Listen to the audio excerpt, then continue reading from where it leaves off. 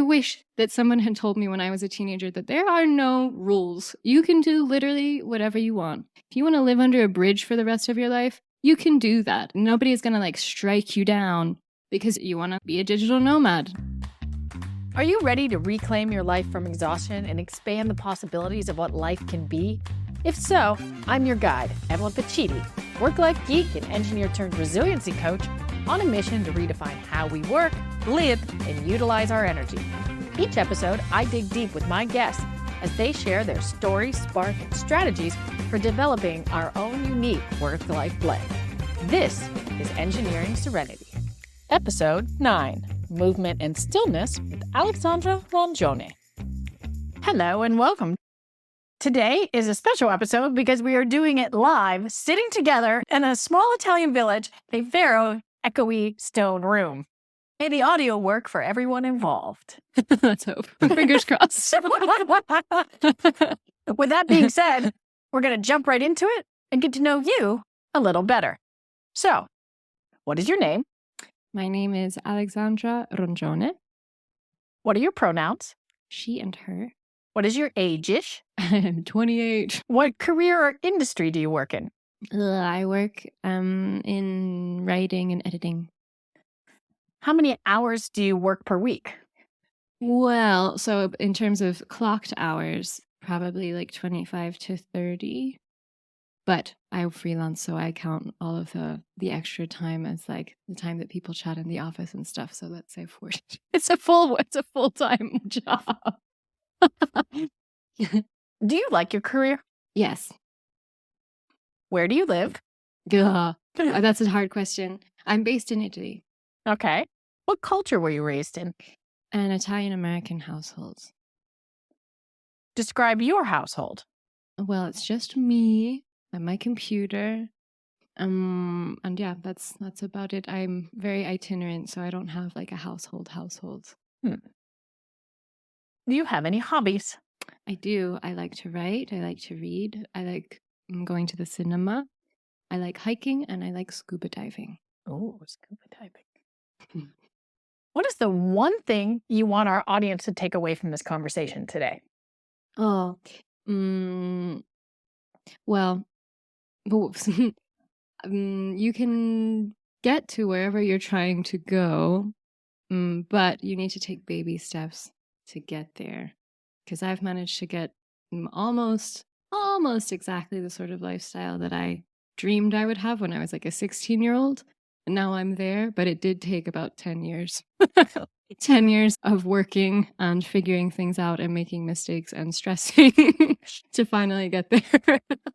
But I love that you've set the expectation that it took you 10 to 12 years to build the life that you wanted. Yeah. Yeah, I definitely still wake up and I'm like, I don't know how I've gotten here. But really it's the result of like a lot of pretty conscious choices to take certain types of work, to look at certain types of career paths and then figure out what skills I needed to get there and all of that kind of stuff. Like it was a lot of baby steps.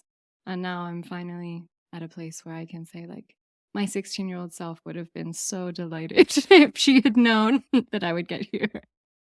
There's so much to unpack here, but I'm gonna come back to it. So tell me, on a scale of 1 to 5, how would you describe your work-life balance today? Where 5 means you're really balanced and 1 means it's a total shit show. Okay, I would give myself a 4 now. There was a time when it was the shit show 1, but it's definitely a 4, almost to a 5 now. So in that period where it was sort of in a 1 and it was very unbalanced, what was the unbalance coming from?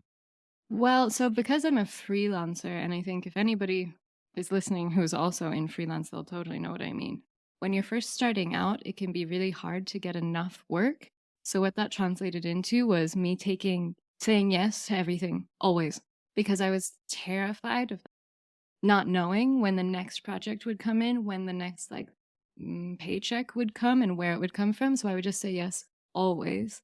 And that meant that I was working all the time.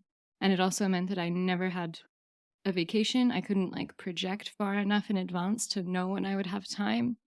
So I would be like working through, I don't know, the whole night. Or if I had plans to go out with friends, I would cancel last minute because I would be sent something and I'd be like, I need to work. I can't say no to this because I don't know when I'm going to get more work. So that meant that, yeah, I was just working all the time and it was definitely unbalanced. But as I continued to work as a freelancer, built my network, had more stable like relationships with different employers, then I was able to understand, okay, actually I can say no because I know that I'll probably have something else that's coming later. Yeah. And so when you were in that period, did you have any physical symptoms that manifested, or was there certain ways that you behaved differently than you do today? I think, well, I was definitely, there were a few different things also going on in like my personal life that I think exacerbated like the stress levels and everything. But I had trouble sleeping and stuff like that because I would feel like I don't want to miss being invited to do some sort of job. So I needed to be like always having my phone with me, always checking first thing in the morning, checking, making sure I'm always on top of my emails and all of that kind of stuff.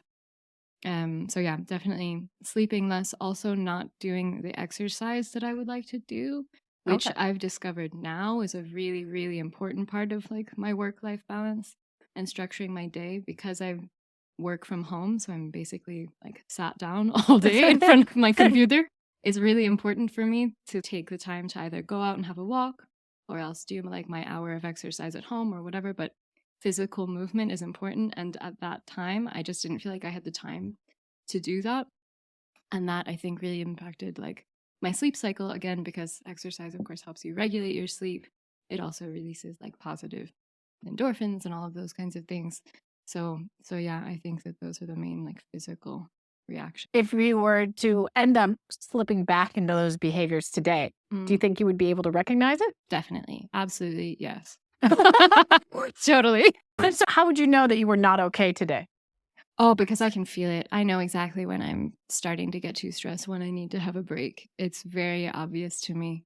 This is the product of years of careful monitoring of my mental health and journaling and all of that kind of stuff. I'm very good at recognizing now when I'm doing the wrong types of things and how I should sort of reorient myself to make sure that I'm not slipping back into bad habits. Can you share some of those indicators? Is it something that shows up in your journal, something that you're tracking? I can just feel it. It's something, yeah, physically. And I think it's also, I had told you before, I had a period where I was very depressed. Okay. And so I think that when that happened, I became because at that time wasn't totally related to work, but it was like I couldn't eat and stuff. Okay. So it was quite serious. And I think since then I've been really careful about like, I feel like my thoughts are racing.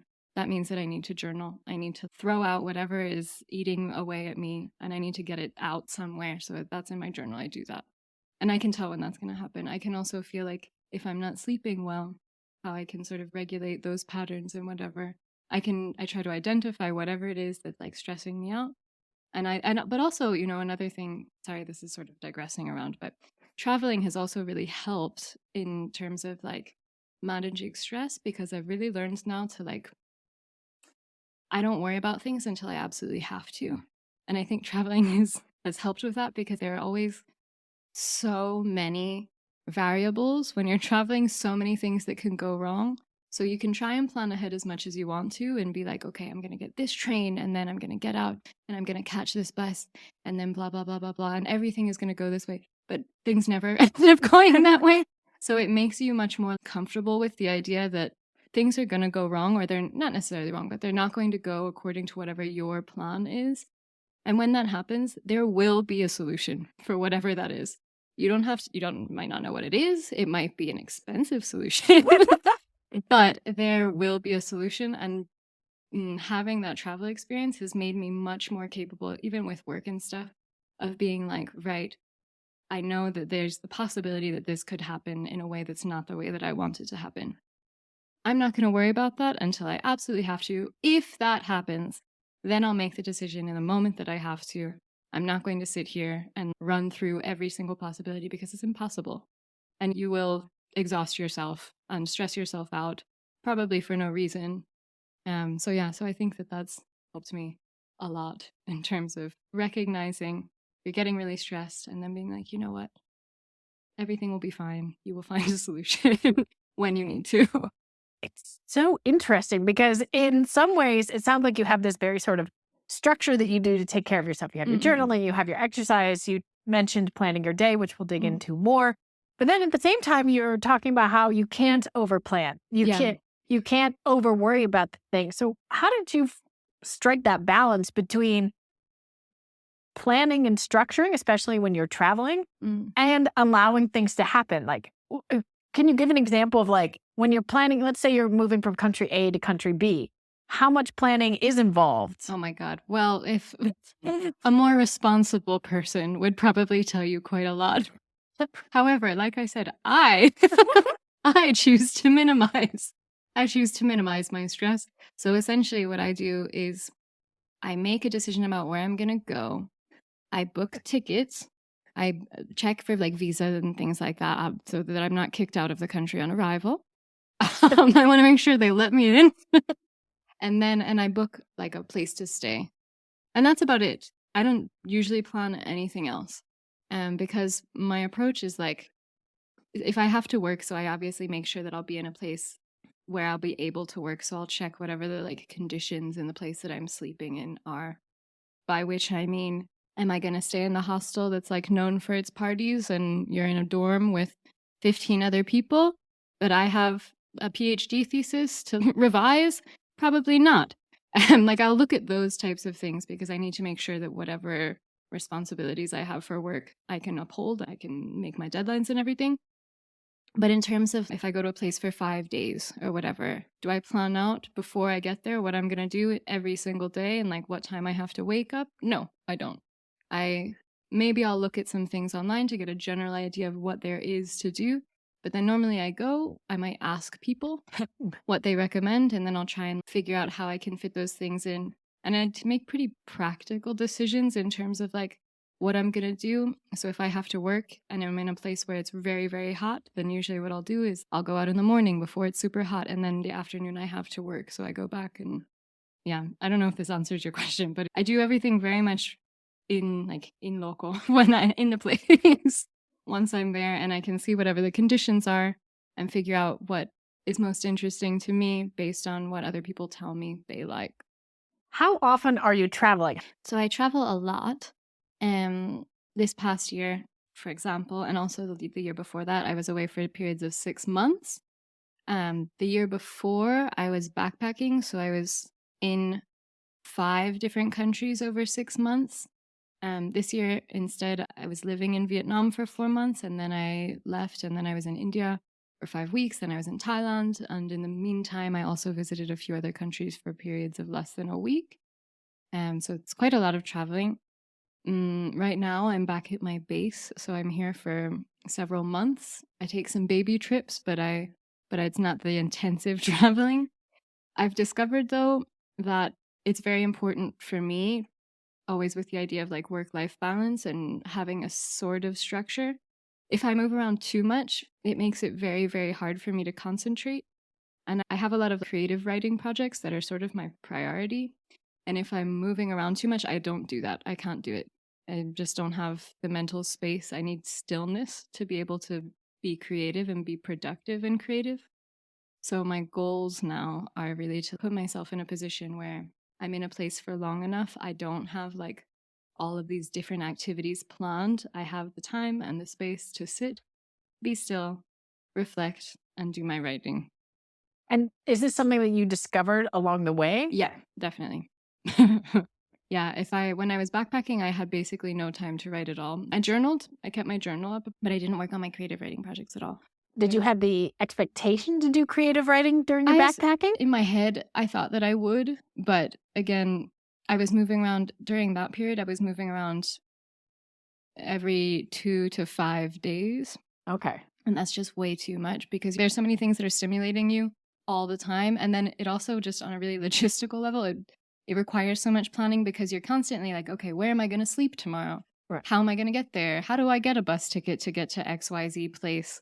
And obviously all of those things become much more time consuming because if you're in Cambodia and you can't read the signs, then you need to ask someone, where do I go for this bus ticket? And then you might go and they might be closed. Or you might show up and they might ask you for like an exorbitant amount of money because you're a tourist. So then you have to go somewhere else. And yeah, so for the very basic, like practical reasons, even really small things like where am I going to eat? Where am I going to get my ticket? Where am I going to do whatever?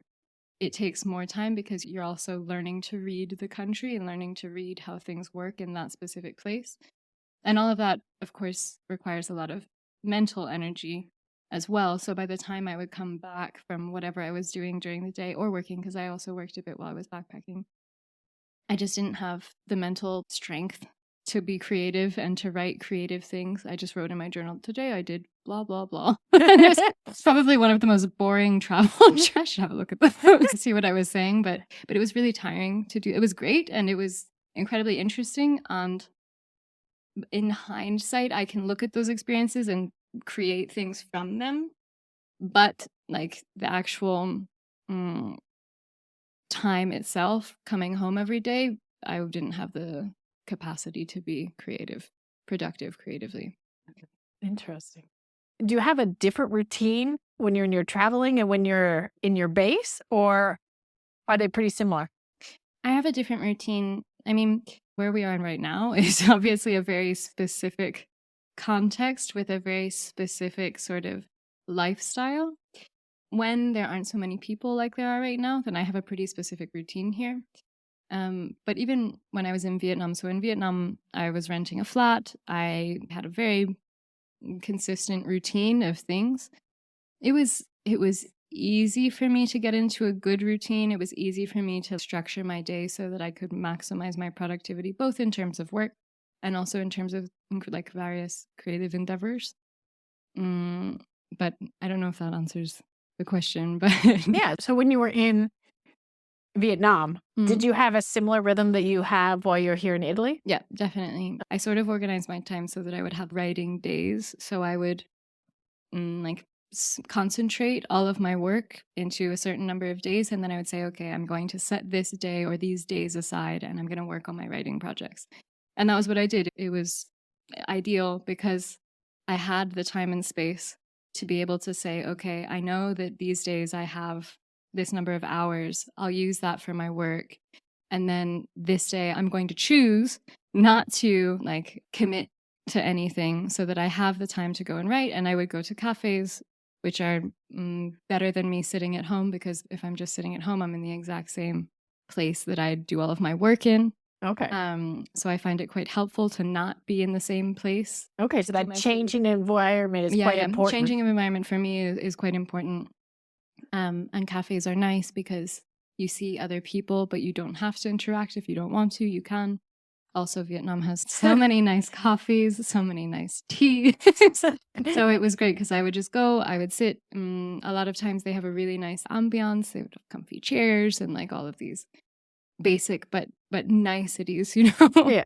And I would be able to be productive. And even if I would just go for a few hours, I would sort of set little baby goals. Another thing that I've learned is to set realistic goals for what you're trying to do. So if I would say like, okay, I want to write 2,000 words or whatever, which isn't that many, but I would try and make sure this is something I can definitely achieve, because otherwise, especially for something like writing, there is no end. Whatever you write, you're always going to want to revise continuously. And then there's always something else to be written. There is no end point. So for me, it's important now to be like, I want to reach this number of words, or I want to develop this point of the story, or I want to develop this character. Or whatever it is, but set a really specific, realistic, achievable goal for whatever that time is that I've set aside. Yeah, Vietnam was the perfect balance for that because of the type of lifestyle being still there allowed me to have. We've talked a lot about the stillness and the productivity and the small steps, but the exploration, for example, you're traveling the world, you're seeing new places and cultures. How is that mixed into all of this? It's interesting. The idea of stillness versus movement is interesting. And I've thought about this quite a lot because one of my favorite and most like creatively inspiring things that I do is just walking. I love to just walk and wander. And obviously books have been written about like how walking is a form of meditation and it's like massaging your soul. You go out and you walk and you just let things wash over you and you see all of these things. You are literally a movement. You're also seeing other people's lives in movement, and it's just snippets all the time. And for me, that's really inspiring. So to have that, and I think traveling is a way that you also have all of these snippets of other people's lives.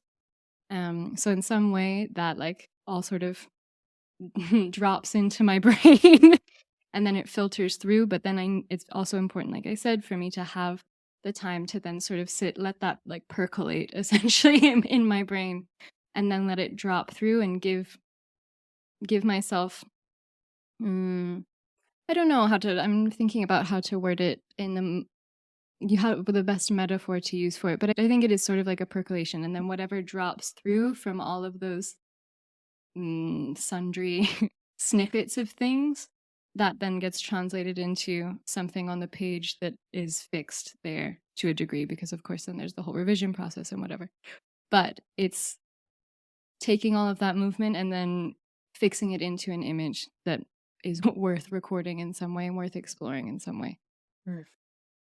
I can feel the clarity of that process, that shift from movement to stillness and that percolation.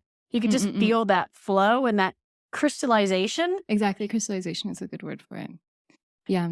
And again, like I said, for me, stillness is essential to that. Everything needs the time to settle, because otherwise it's just this like, because there are so many things that are stimulating you. There's so many things that if you don't give yourself the time to stop and think about what it is that you've seen, it's easy for it to just sort of wash over your head instead of wash through you.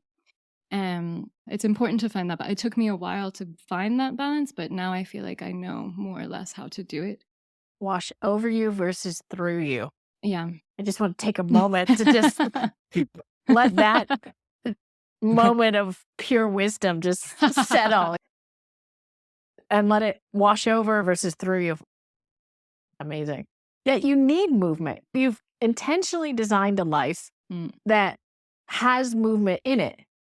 So that movement is a critical part of the process for you, because if not, you would just stay in your base camp in Italy. But I feel like that would not be, you can't see it, but there's a giant head shake of no-ness on the other side of the table. Nope. No, I think for whatever reason, I definitely need the movement.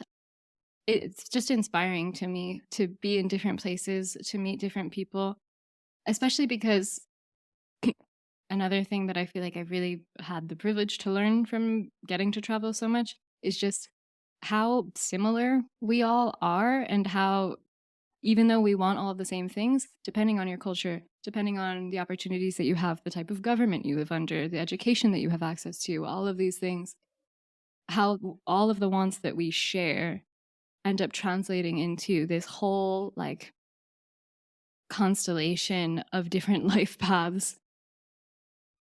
I don't know, when I see the way that we're all conditioned by the outside conditions that we live under, I find that really fascinating, definitely very humbling, but also really inspiring. It gives you so much more food for thought, and it also, whatever is closest to you, so whatever your actual environment is. So for me, being in Italy, I see all of that so much more clearly, because I can compare it and see what the similarities are, see where the divergences are. And that gives me a lot to like reflect on. It makes me a lot more, well, I hope that it makes me a lot more empathetic, which again, if you're trying to write things that are meaningful, and if the other people enjoy it, then that's wonderful. But I do it for me, and it's my way of understanding what other people are experiencing and what life makes us go through in a lot of ways, and how we desperately need to create a meaning out of that. And I think, yeah, seeing all of the different ways that people do that based on whatever they have to work with, for me, that's really interesting, and it gives me a lot of food for thought. You mentioned that when you were 16, the 16-year-old you had a vision of the life that you wanted to build, and that you've taken the small steps to build that. I'd like to hear a bit more about that life design that you had, but also how has that changed over the years, especially as you've traveled and you've seen the constellation of other lives that exist, how has that impacted the original vision that you had versus what you're actually operating under today? That's a good question. So when I was 16, let's give a portrait of 16-year-old Alexandra. I was miserable. I hated where we lived. For one thing, I didn't like the place that I was. What country were you in? I was in the U.S. in Pennsylvania, and our school wasn't the greatest. We didn't have like a lot of academic opportunities and things, and I was pretty nerdy, of course. So for me, I really suffered from that. And so my vision was essentially like, I remember seeing travel blogs and seeing people who like traveled around the world all the time and got to go in all of these remote places and have interesting experiences. And I was like, that's what I didn't think that it was possible at the time. And that's why I said, I still wake up now and I'm like, how did I get here? Like, I wake up sometimes and I don't even know where I am. And then I'm just like overwhelmed by how lucky I am to have that experience. But yeah, when I was 16, that was what I thought would be really, really cool. And then I sort of went through a few different experiences that were not probably going to take me that route. So then I don't even know if I sort of fell into the route that allowed me ultimately to get to this place now. Interestingly, now that I'm thinking about it, because I had started with teaching and then I decided that I didn't want to do that anymore. So then I started looking for jobs that I could do remotely.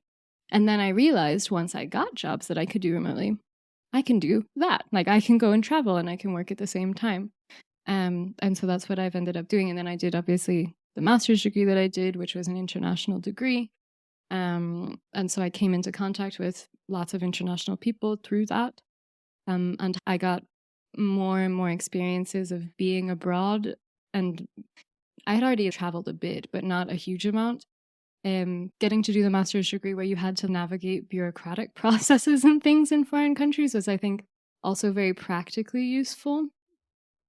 So yeah, my vision when I was 16, I've somehow realized, even though there were times when the decisions I made ultimately fit into that, but I didn't necessarily think of them in that way at the time, if that makes sense. Can you give an example? Well, like when I started teaching, for example, I didn't really think of it, even though I went abroad to teach, I didn't think of it as this is a step towards that vision. I wanted to be abroad, but I didn't think of it as a step towards a nomadic lifestyle like the one that I have now, if that makes sense. So the idea of having an international lifestyle was always important to me. And so I made decisions related to that.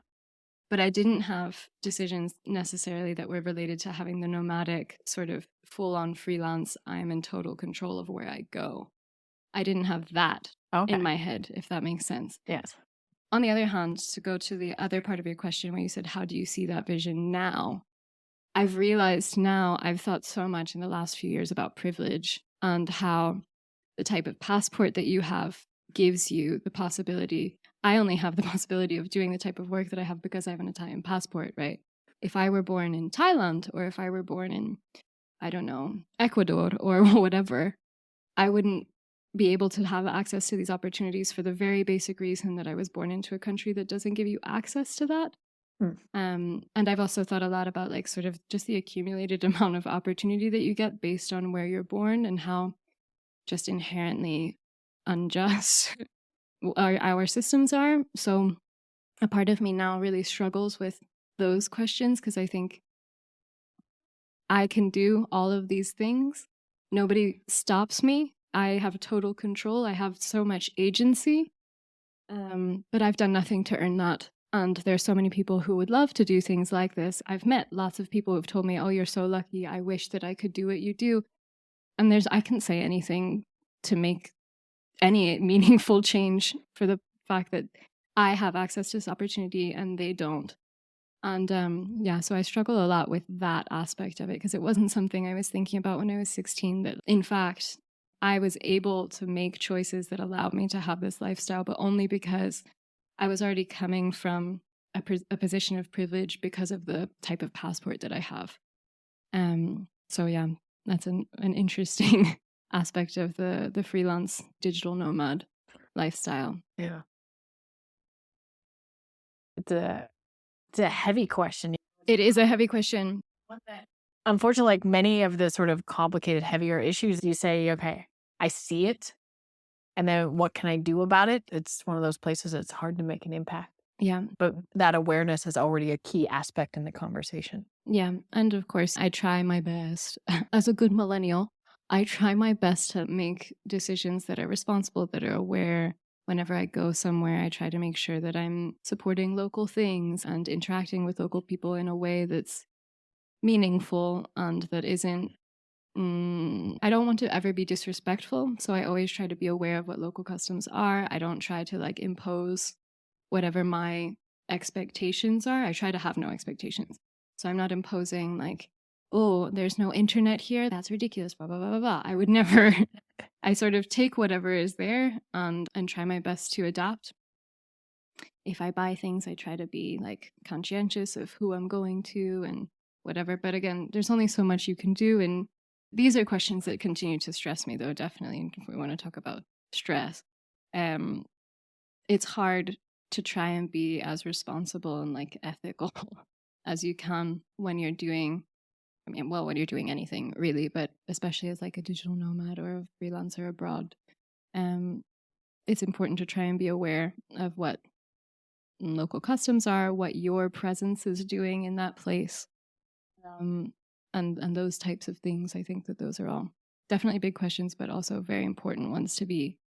We can't be perfect all the time, and we might not get things right all the time, but it's important to be intentional about what you're doing, what you're buying, how you're interacting with people, how you're treating people. You should do that anyway, just yes. Regardless, but especially so when you're a guest in other countries and you have a privilege to be there that the people in those countries would not have in your country. Yeah. Definitely something to take as a point of learning from your experience, to take and to consider for many of us. Thank you. So for someone out there who's listening to this and is just in awe with your story, that you were 16 years old and was like, I want to build this life. And then you, as you said, you fell into it and you took the steps, and this clarity that you have about what you need in terms of stillness and movement. How could someone get started in this journey? If you were talking to your 16-year-old self today, what would you tell her how to get started in all this? I guess there's like the practical side, and then there's the like more sort of mental, emotional side. So on the practical side, I would just say, think about what it is that you actually enjoy. Just in the same way that I think anybody would give advice to a kid trying to figure out what you want to do. Think about what you like, and then figure out how you can create a profession that will match that. If there's something that's already out there, great. If it's something that you think is an unrealistic goal, there's probably a way to do it, even if, again, it requires baby steps. But yeah, figure out what it is that you like, figure out what sort of qualifications or knowledge you need to be able to do that, and then acquire those things. On the more emotional, mental side, I think, what would I say? Just don't be afraid of trying. Don't be afraid of what is expected of you to do with your life, especially, I think, certainly in a country like the US, which is obviously where I went through the school system. I feel like there's a pretty clear set of steps that people follow where you go through school, then you either start university or you start a job or you start college, like a vocational training or whatever. You get married, then you get your house, then you have your kids, and that's sort of like this very cut and dry, like chapter. Spend the next 40 years in corporate. Yes, exactly. Retire and live the life you want. Get your 401k or whatever, your IRA. I don't actually know what those are. Those are just words that I hear adults say. But yeah, I think that there's this very cut and dry sort of vision, and there are plenty of people who don't do that. But and maybe now we see it more because of social media, so people are sharing a lot more of like alternate paths. But truly, I wish that someone had told me when I was a teenager that there are no rules. You can do literally whatever you want. If you want to live under a bridge for the rest of your life, you can do that. Nobody is going to like strike you down because you decide. I'm not saying you should, but if that's what you really want, nobody is going to stop you. If you want, instead, you want to like be a digital nomad, nobody's stopping you from doing that. If you want to be a stay-at-home dad or a stay-at-home mom, you can do that too.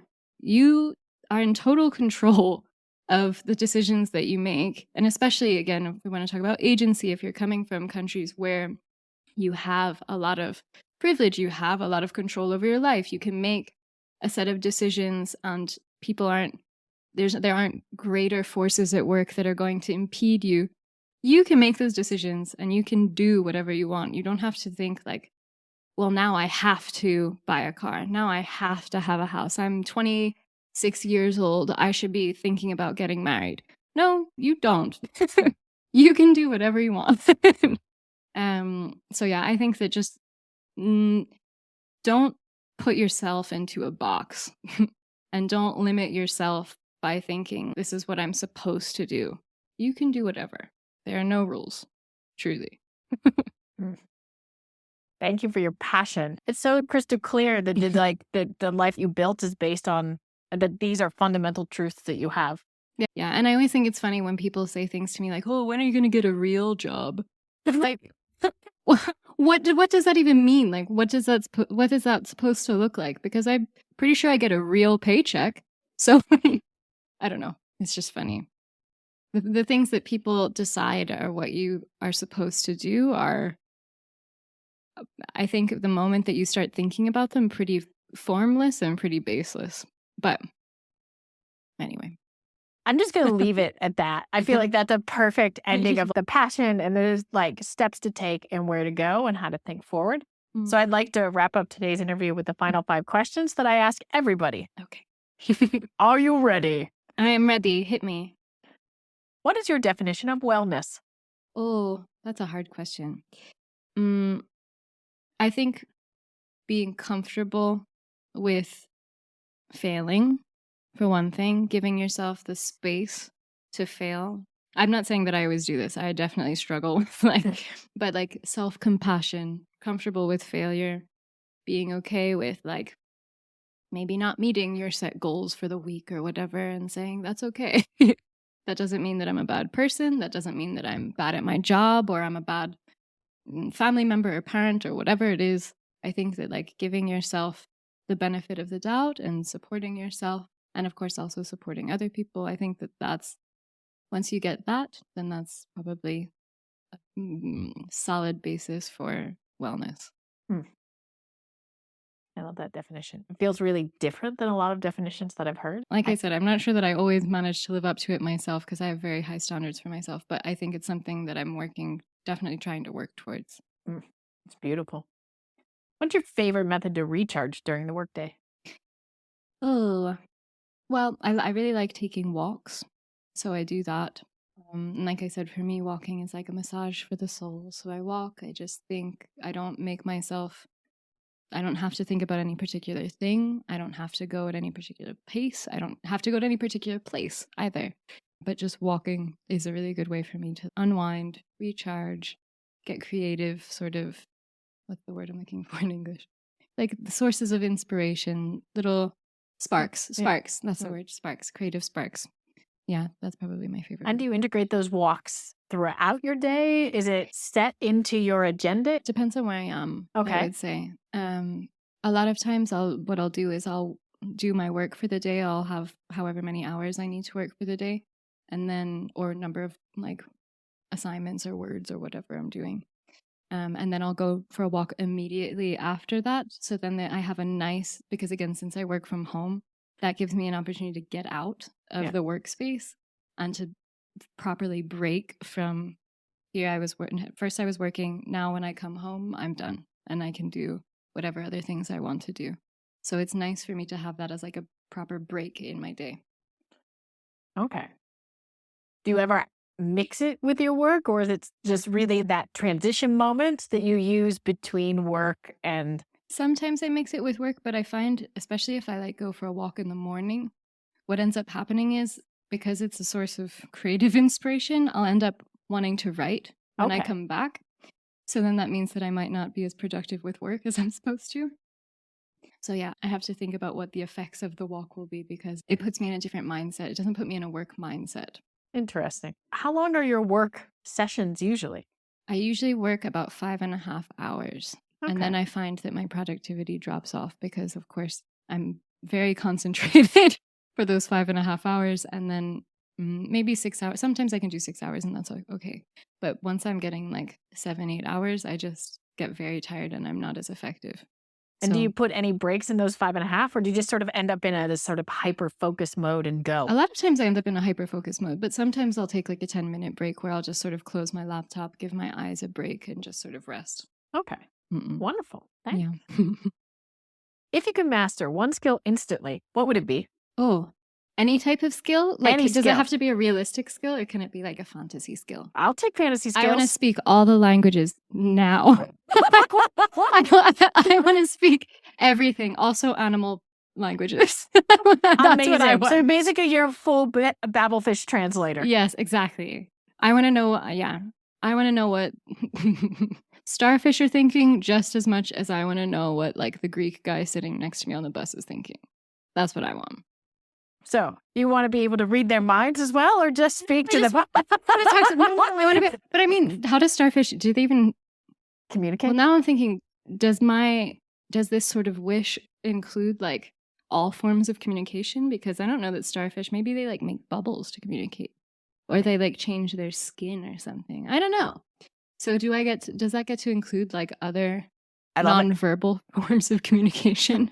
Before you know how to bird dance. I don't know how you're gonna sprout feathers for the bird dance. But. Seriously, yeah. Well, anyway, this is the general. If anyone is listening who can grant such a wish, let it be known. Communication, also, yes, with animals and starfish. Everything. Yeah, love it. What are you geeking out about right now? What am I geeking out about? Well, I'm trying to learn Japanese because I'm planning to go to Japan. And so I'm memorizing all of the sounds, and I'm geeking out about the fact that the R is basically an L sound, and the F is like a F. So you don't actually put your lips together. So then I was thinking all about like linguistics and how our muscles are trained over time to be able to make really specific sounds so that we can obviously communicate in whatever our language is. Yeah. And just how fascinating it is that something that a whole population of people, a sound that a whole population of people can make, a whole other population of people cannot make, literally because at some point in the like evolution of that culture, they started making these sounds, and so their bodies learned, their tongues and their jaws and their teeth and and their cheeks and whatever, all of these different facial muscles learned to work together to make that sound. And it's something that we're all capable of, but depending on where you're born, you learn different sounds. So yeah, I think, linguistics. Sorry. I remember this so clearly. So I only speak one language. I speak English, and I basically butcher all the other ones that surround me in my beautiful, colorful tapestry of my life. My son speaks 3 languages, and he's only 4 already. But I remember, like, when he was a newborn, there was this moment where he was making noises, and he was working on the Dutch G, which is a very sort of guttural, growly noise that I have a really hard time with. But I remember like listening to him working that G noise, and I was like, "You're learning the G, buddy." Yeah, of course, here it's like such a specific environment because you hear so many people who are bilingual. So it's again already like I already think about these questions a lot because of this environment. And there's so many little kids who you hear who like switch between languages and don't have any awareness, or also older people as well. Like there's so many people who are French speakers here, and you'll be in the middle of a sentence and you'll have dialect, Italian, French, all in one sentence. And my grandmother was like that too. She mixed all of the languages, and it's just fascinating. And there's so many times now where I'm in the middle of a sentence and the words that are coming to me are in Italian, and then I can't find the word in English. And it's just fascinating how your brain is able to collate so much information and then quite literally translate it down into facial movements and breathing. Yeah. And you make a sound, and somehow another person receives that sound and understands what it is that you're thinking of in your head. It's just incredible. So anyway, language. Amazing. What is your definition of serenity? Probably like acceptance of whatever is happening, tolerance of whatever is going on, comfort with whatever that is. think it's probably quite a Buddhist definition, saying like, I cannot control things. So whatever is happening around me, I can react to, but I can't control. So I won't let it overwhelm me. I won't let it ruin whatever I'm feeling in the moment. I'm going to accept the moment as it is for whatever it is, and do that continuously rather than try and constantly form everything around the way that I think it should be or the way that I want it to be. It is what it is, and I react to that as it is. I think that's probably serenity. Do you feel that you've integrated serenity into your life? I think I have to quite, I think not perfectly again, but I don't think we're ever perfect. yeah, it's a constant struggle. But I think that I've done a good job of trying not to have expectations, accepting things for what they are. Always with like, I'm aware of my own behaviors. I'm aware of the things that I can choose. Yes. But for the things that are beyond me, they are what they are, and that's okay. And I'm not going to, again, sort of let my whole life be damaged by that, if that makes sense. Yeah. Wow. Thank you so much for our conversation today. I loved exploring how you've integrated movement and stillness and how you've developed this life design by looking at also your life, but also the constellation of lives that you see in the world around you. So thank you for today's conversation. Is there anything else you'd like to leave us with today? Nope. Thank you for talking to me. Intrigued or inspired by today's episode, but forgot the details? Don't worry, I've got you covered. Visit engineeringserenity.com for a complete summary of today's episode, including timestamps, links, and other resources for your adventure. Wishing you strength and serenity, Evelyn out.